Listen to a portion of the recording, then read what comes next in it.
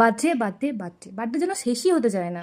তো যারা আমার দিনটাকে মেমোরেবল করে রেখেছিল মানে কলেজে, তাদের জন্য কিছু পেট পুজোর ব্যবস্থা করলাম। তো আমাদের কলেজের কাছেই একটা রেস্টুরেন্ট আছে, সেখানে আমি ওদেরকে নিয়ে চলে এলাম।